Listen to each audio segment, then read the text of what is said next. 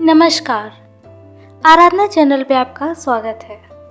कहानी के पिछले भाग में हमने सुना कि चंदर पांडुलिपि को टाइप करवाने किसी ईसाई महिला के घर जाता है, जहां उसकी मुलाकात पम्मी और बर्टी से होती है।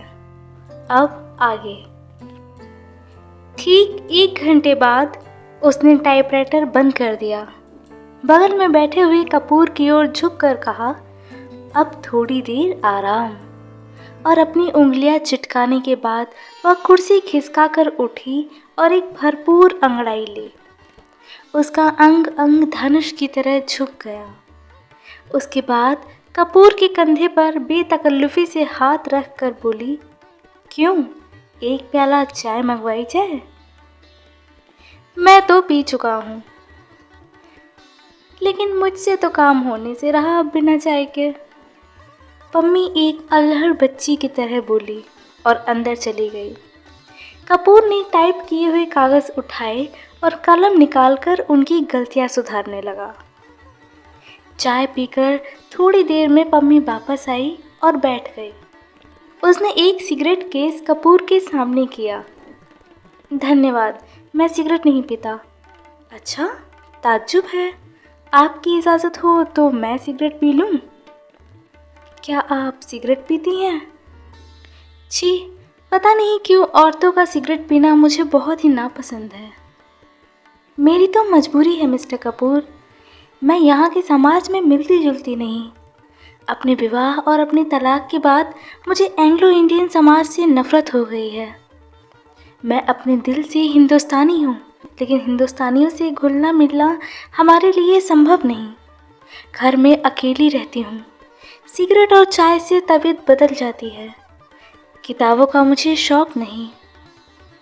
तलाक के बाद आपने पढ़ाई जारी क्यों नहीं रखी? कपूर ने पूछा। मैंने कहा ना, किताबों का मुझे शौक नहीं बिल्कुल, पम्मी बोली। और मैं अपने को आदमियों में मिलने घुलने की लायक नहीं पाती। तलाक के बाद साल भर तक मैं अपने घर में बंद रही। मैं और बर्टी, सिर्फ बर्टी से बात करने का मौका मिला। बर्टी मेरा भाई है, वह भी बीमार और बूढ़ा। कहीं कोई तकल्लुफ़ की गुंजाइश नहीं। अब मैं हर एक से बेतकल्लुफ़ी से बात करती हूँ तो कुछ लोग मुझ पर हंसते हैं, तो कुछ लोग मुझे सभ्य समाज के लायक नहीं समझते। कुछ लोग उसका गलत मतलब निकालते हैं।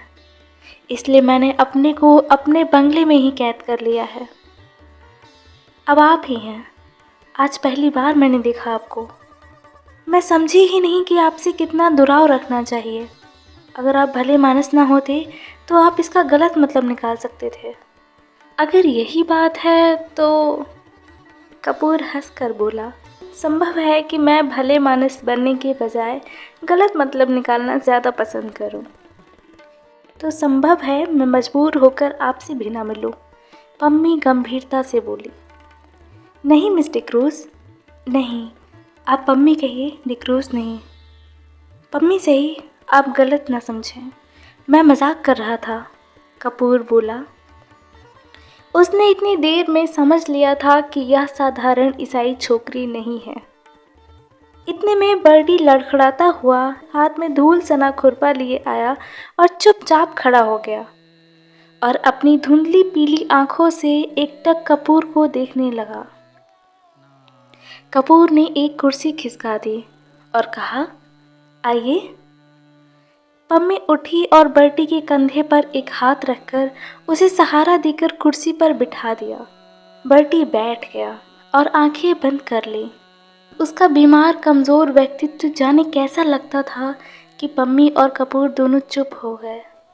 थोड़ी देर बाद बर्टी ने आंखें खोली और बहुत करुण स्वर में बोला, पम्मी, तुम नाराज़ हो? मैंने जानबूझकर तुम्हारे मित्र का अपमान नहीं किया था। अरे नहीं, पम्मी ने उठकर बर्टी का माथा सहलाते हुए कहा, मैं तो भूल गई और कपूर भी भूल गए हैं। अच्छा, धन्यवाद। पम्मी अपना हाथ इधर लाओ। और वह पम्मी के हाथ पर सिर रखकर पड़ रहा और बोला, मैं कितना अभागा हूँ, कितना अभागा। अच्छा पम्मी, कल रात को तुमने सुना था, वह आई थी और पूछ रही थी, बर्टी तुम्हारी तबीयत अब ठीक है? मैंने झट से अपनी आंखें ढक ली कि कहीं आंखों का पीलापन ना देख ले। मैंने कहा, तबीयत अब ठीक है, मैं अच्छा हूँ। तो उठी और जाने लगी। मैंने पूछा, कहाँ चली? तो बोली, सार्जेंट के साथ ज़रा क्लब जा रही हूँ। तुमने सुना था पम्मी? कपूर स्तंभ सा उन दोनों की ओर देख रहा था। पम्मी ने कपूर की आंख को इशारा करते हुए कहा, हाँ हमसे मिली थी वह, लेकिन बर्टी वह सार्जेंट के साथ नहीं गई थी। हाँ तब? बर्टी की आंखें चमक उठी और उसने उल्लास भरे स्वर में पूछा। पम्मी बोली, बर्टी के गुलाब सार्जेंट से ज़्यादा प्यारे हैं। अच्छा? मुस्कुराहट से बर्टी का चेहरा खिल उठा। उसकी पीली पीली आंखें और धंस गईं और दांत बाहर छलकने लगे। क्या कहा उसने? फिर तो कहो। उसने कहा, ये गुलाब सार्जेंट से ज़्यादा प्यारे हैं। फिर इन्हीं गुलाबों पर नाचती रही और सुबह होते ही इन्हीं फूलों में छिप गई। ओहो, तुम्हें तो किसी फूल में नहीं मिली? बर्टी ने बच्चों के से भोले विश्वास के सरों में कपूर से पूछा। चंदर चौंक उठा। पम्मी और बर्टी की इन बातों पर उसका मन बेहद भर आया था। बर्टी की मुस्कुराहट पर उसकी नसें थरथरा उठी थी। चंदर ने कहा, नहीं, मैंने तो नहीं देखा था। बर्टी ने फिर मायूसी से सिर झुका लिया और आंखें बंद कर ली और कराहती हुई आवाज़ में बोला, जिस फूल में वह छिप गई थी उसी को किसी ने चुरा लिया होगा। फिर सहसा वह तन कर खड़ा हो गया और पुचकारते हुए बोला, जाने कौन ये फूल चुराता है। अगर मुझे एक बार मिल जाए तो मैं उसका खून ऐसे पी लूं। उसने हाथ की उंगली काटते हुए कहा और उठकर लड़खड़ाता हुआ चला गया। वातावरण इतना भारी हो गया था कि फिर पम्मी और कपूर ने कोई बातें नहीं की। पम्मी ने चुपचाप टाइप करना शुरू किया और कपूर चुपचाप बर्टी की बातें सोचता रहा। घंटा भर बाद टाइपराइटर खामोश हुआ तो कपूर ने कहा, पम्मी, मैंने जितने लोग देखे हैं उनमें शायद बर्टी सबसे विचित्र है और शायद सबसे दयनीय। पम्मी खामोश रही और फिर उसी लापरवाही से अंगड़ाई लेते हुए बोली, मुझे बर्टी की बातों पर ज़रा भी दया नहीं आती। मैं उसको दिलासा देती हूँ क्योंकि वह मेरा भाई है और बच्चे की तरह नासमझ और लाचार है। कपूर चौंक गया। वह पम्मी की ओर आश्चर्य से चुपचाप देखता रहा, कुछ बोला नहीं। क्यों, तुम्हें ताज्जुब क्यों होता है? पम्मी ने कुछ मुस्कुरा कर कहा। लेकिन मैं सच कहती हूँ। वह बहुत गंभीर हो गए। मुझे ज़रा तरस नहीं आता इस पागलपन पर। क्षण भर चुप रही, फिर जैसे बहुत ही तेजी से बोली, तुम जानते हो उसके फूल कौन चुराता है? मैं उसके फूल तोड़कर फेंक देती हूँ। मुझे शादी से नफ़रत है। शादी के बाद होने वाली आपसी धोखेबाजी से नफ़रत है और उस धोखेबाजी के बाद इस झूठ मूठ की यादगार और बेईमानी के पागलपन से नफ़रत है। और ये गुलाब के फूल ये क्यों मूल्यवान है? इसलिए ना कि इसके साथ बर्टी की ज़िंदगी की इतनी बड़ी ट्रेजेडी गुथी हुई है। अगर इस फूल के खूबसूरत होने के लिए आदमी की ज़िंदगी में इतनी बड़ी ट्रेजेडी आना ज़रूरी है तो लानत है उस फूल की खूबसूरती पर। मैं उससे नफ़रत करती हूँ, इसलिए मैं किताबों से नफ़रत करती हूँ। एक कहानी लिखने के लिए कितनी कहानियों की ट्रेजेडी बर्दाश्त करनी होती है। पम्मी चुप हो गई। उसका चेहरा सुर्ख हो गया था। थोड़ी देर बाद उसका तैश उतर गया और वह अपने आवेश पर खुद शर्मा गई। उठकर वह कपूर के पास गई और उसके कंधों पर हाथ रखकर बोली, बर्टी से मत कहना, अच्छा? कपूर ने सिर हिलाकर स्वीकृति दी और कागज समेटकर खड़ा हुआ। पम्मी ने उसके कंधों पर हाथ रखकर उसे अपनी ओर घुमा कर कहा, देखो, पिछले 4 साल से मैं अकेली थी और किसी दोस्त का इंतज़ार कर रही थी। तुम आए और दोस्त बनकर आए, तो अब अक्सर आना। कपूर ने गंभीरता से कहा, अच्छा, डॉक्टर शुक्ला से मेरा अभिवादन कहना। कभी यहाँ ज़रूर आएं। आप कभी चलिए, वहाँ उनकी लड़की है, आप उससे मिलकर खुश होंगी। मम्मी उसके साथ फाटक तक पहुँचाने चली तो देखा बर्टी एक चमेली की झाड़ में टहनियाँ हटा हटा कर कुछ ढूंढ रहा था। मम्मी को देखकर पूछा, तुम्हें याद है वह चमेली के झाड़ में तो नहीं छिपी थी? कपूर ने पता नहीं क्यों जल्दी पम्मी को अभिवादन किया और चल दिया। उसे वर्टी को देखकर डर लगता था। सुधा का कॉलेज बड़ा एकांत और खूबसूरत जगह बना हुआ था। दोनों ओर ऊंची सी मेड़ और बीच में से कंकड़ की एक खूबसूरत घुमावदार सड़क। दाईं ओर चने और गेहूं के खेत, बेर और शहतूत के झाड़ और बाईं ओर ऊंचे ऊंचे टीले और ताड़ के लंबे लंबे पेड़। शहर से काफ़ी बाहर देहात का सा नज़ारा और इतना शांत वातावरण लगता था कि यहाँ कोई उथल पुथल, कोई शोरगुल है ही नहीं। जगह इतनी हरी भरी कि दर्जों के कमरों के पीछे ही महुआ चूता था और लंबी लंबी घास की दोपहरिया के नीले फूलों की जंगली लताएं उलझी रहती थीं। और इस वातावरण ने अगर किसी पर सबसे ज़्यादा प्रभाव डाला था तो वह थी गेसु।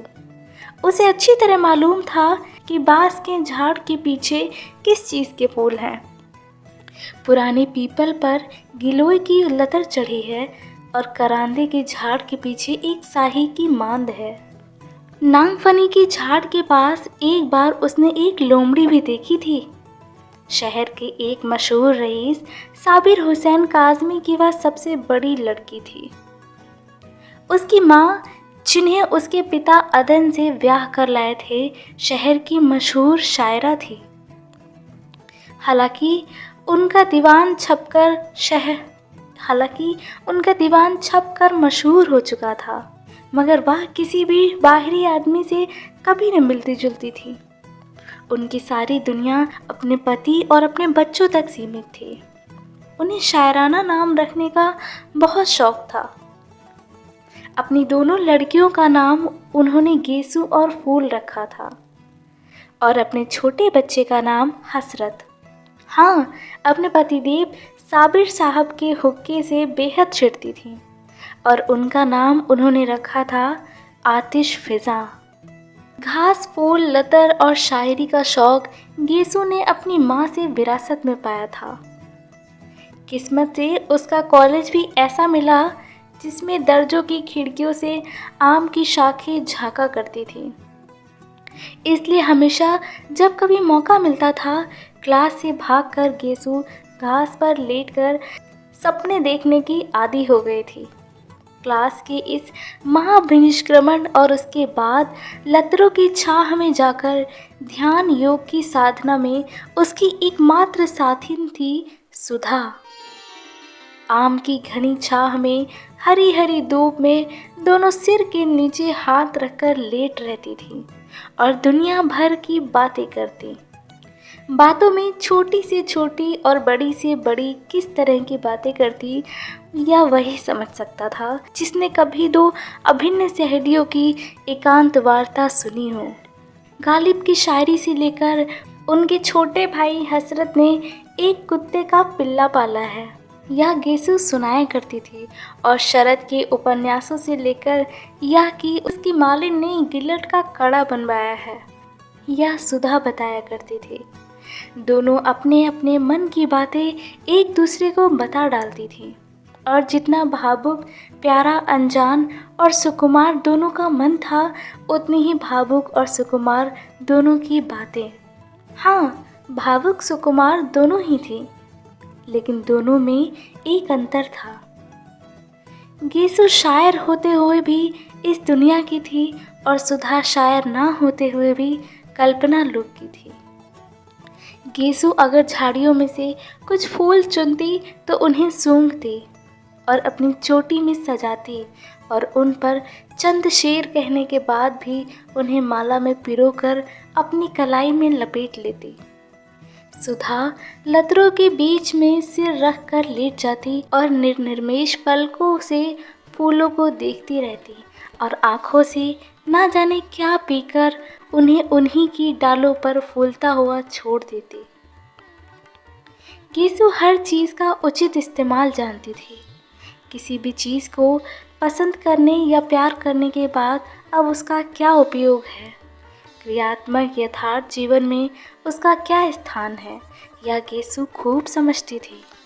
लेकिन सुधा किसी भी फूल के जादू में बंध जाना चाहती थी, उसी की कल्पना में डूब जाना जानती थी। लेकिन उसके बाद सुधा को कुछ नहीं मालूम था। गेसु किसी कल्पना और भावुक सूक्ष्मता शायरी में व्यक्त हो जाती थी, अतः उसकी ज़िंदगी में काफ़ी व्यवहारिकता और यथार्थ था। लेकिन सुधा जो शायरी लिख नहीं सकती थी, अपने स्वभाव और गठन में खुद ही एक मासूम शायरी बन गई थी। वह भी पिछले 2 सालों में तो सचमुच ही इतनी गंभीर, सुकुमार और भावनामयी बन गई थी कि लगता था कि सूर के गीतों से उसके व्यक्तित्व के रेशे बुन गए हैं। लड़कियां गेसु और सुधा के इस स्वभाव और उनकी अभिन्नता से वाकिफ थीं और इसलिए जब आज सुधा की मोटर आकर साइबान में रुकी, उसमें सुधा और गेसु हाथ में फाइल लिए उतरी तो कामिनी ने हंसकर प्रभा से कहा, लो चंदा सूरज की जोड़ी आ गई। सुधा ने सुन लिया, मुस्कुराकर गेसु की ओर फिर कामिनी और प्रभा की ओर देखकर हंसती। सुधा बहुत कम बोलती थी, लेकिन उसकी हंसी ने उसे खुशमिजाज साबित कर रखा था और वह सभी की प्यारी थी। प्रभा ने आकर सुधा के गले में बाह डालकर कहा, गेसु बानो, थोड़ी देर के लिए सुधा रानी को हमें दे दो, जरा करके नोट्स उतारने हैं इनसे पूछ कर। गेसु हंसकर बोली, उसके पापा से तय कर लें, फिर तो जिंदगी भर सुधा को पाल पोस, मुझे क्या करना है। जब सुधा प्रभा के साथ चली गई तो गेसु ने कामिनी के कंधे पर हाथ रखा और कहा, कम्मो रानी, अब तो तुम ही हमारे हिस्से में पड़ी, आओ चलो देखें लतन में कंदरू हैं। कंदरू तो नहीं, अब चने का खेत हरियाया है, कम्मो बोली। गृह विज्ञान का पीरियड था और मिस उमालकर पढ़ा रही थी। बीच की कतार की एक बेंच पर कामिनी, प्रभा, गेसु और सुधा बैठी थी। हिस्सा बांट अभी तक कायम था, अतः कामिनी के बगल में गेसु, गेसु के बगल में प्रभा और प्रभा के बाद बेंच के कोने पर सुधा बैठी थी। मिस उमालकर रोगियों के खान पान के बारे में समझा रही थी। मेज के बगल में खड़ी हुई, हाथ में एक किताब लिए हुए, उसी पर निगाह लगाए बोलती जा रही थी। शायद अंग्रेजी की किताब में कुछ लिखा हुआ था, उसी का हिंदी में उल्था करते हुए बोलती जा रही थी। आलू एक नुकसानदेह तरकारी है रोग की हालत में। वह खुशक होता है, गर्म होता है और हजम भी मुश्किल से होता है। सहसा गेसु ने एकदम बीच से पूछा, गुरुजी, गांधी जी आलू खाते हैं या नहीं? सभी हंस पड़े। मिस उमालकर ने बहुत गुस्से से गेसु की ओर देखा और डांट कर कहा, गांधी से क्या मतलब? I want no political discussion in class. इस पर तो सभी लड़कियों की दबी हुई हंसी फूट पड़ी। मिस उमालकर झल्ला गईं और मेज पर किताब पटकते हुए बोली, साइलेंस। सभी चुप हो गए। उन्होंने फिर पढ़ाना शुरू किया। जिगर के रोगियों के लिए हरी तरकारियां बहुत फायदेमंद होती हैं। लौकी, पालक और हर किस्म के लिए हरे साग तंदुरुस्ती के लिए बहुत फायदेमंद होते हैं। सहसा प्रभा ने कोहनी मारकर गेसु से कहा, ले फिर क्या, निकाल चने का हरा साग, खा खाकर मोटे हो मिस उमालकर के घंटे में। गेसु ने अपने कुर्ते की जेब से बहुत सा साग निकालकर कामिनी और प्रभा को दे दिया। मिस उमालकर अब शक्कर के हानि लाभ बता रही थी। लंबे रोग के बाद रोगी को शक्कर कम देनी चाहिए। दूध या साबूदाने में ताड़ की मिश्री मिला सकते हैं। दूध तो ग्लूकोज के साथ बहुत स्वादिष्ट लगता है। इतने में जब सुधा के पास साग पहुंचा कि फौरन मिस उमालकर ने देख लिया। वह समझ गई यह शरारत गेसु की होगी। मिस गेसु, बीमारी की हालत में दूध किसके साथ स्वादिष्ट लगता है? इतने में सुधा के मुंह से निकला, साग काहे के साथ खाएं? और गेसु ने कहा, नमक के साथ। नमक के साथ? मिस उमालकर ने कहा, बीमारी में दूध नमक के साथ अच्छा लगता है। खड़ी हो, कहाँ ध्यान था तुम्हारा?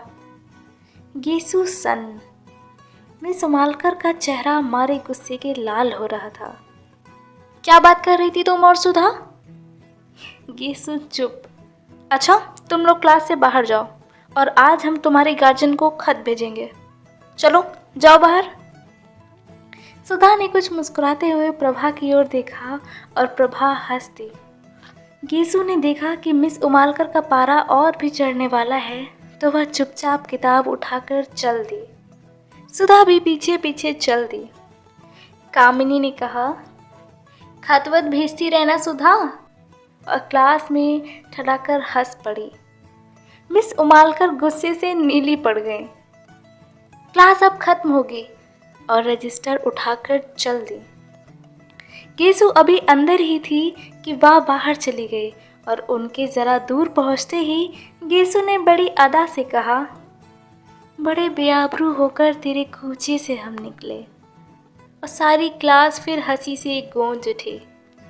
लड़कियां चिड़ियों की तरह फुर्र हो गईं और थोड़ी ही देर में सुधा और गेसु बैडमिंटन फील्ड के पास वाले छतनार पाकड़ के नीचे लेटी हुई थी।